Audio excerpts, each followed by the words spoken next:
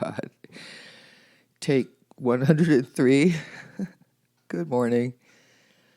June 17th and 18th, 2021.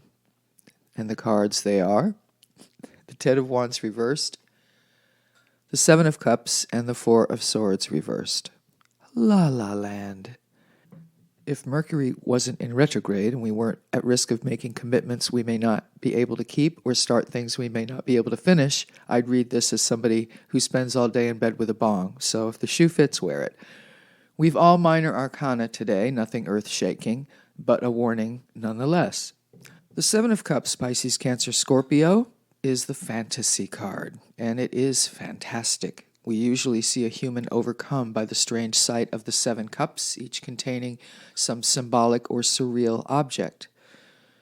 We let our imagination run wild on the psychedelic Seven of Cups. This card is a dream for anyone in the arts. Musicians, actors, artists, filmmakers all love the Seven of Cups. At some point, we'll make a decision or a choice. This is the infamous all that glitters is not gold card. Cups represent hearts in the tarot, and hearts represent people.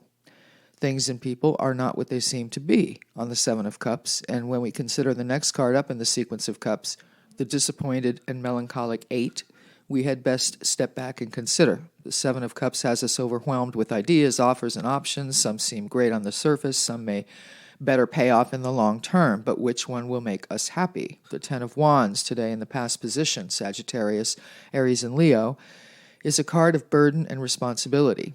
There is a lot we take on, much like the familiar old character on the card, who, as we can see, is barely managing to haul an oversized load of wood uphill. This is too much fire from the suit of fire and smells like burnout. This is a work card, and obviously something or even someone is too much work today. In the upcoming position is another potentially lazy card, the Four of Swords, Libra, Gemini, Aquarius.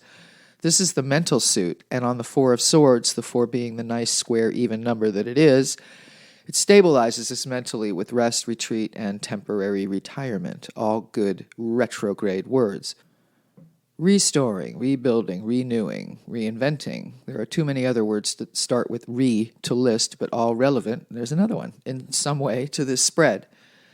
Today we dream. While the Seven of Cups is a card of fantasy, it's a fine line. It's also a card that can represent spiritual revelations. Another re.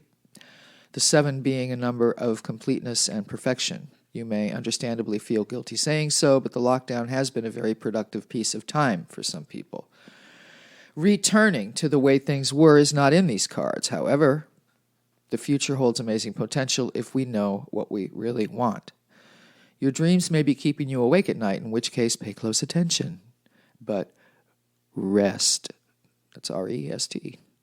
Note, I actually wrote this up yesterday morning, and before I had a chance to record it, my neighbor picked me up for the mail run early so as not to be out in the heat of the afternoon. When I came back, I sat down and recorded it, and when I went to post it, I realized it wasn't a posting day. So that would have been the human on the Seven of Cups wondering, what day is it? And the reversed cards, not today, as the worker hauling the load drops it, and the reversed Four of Swords, of course, is still in bed.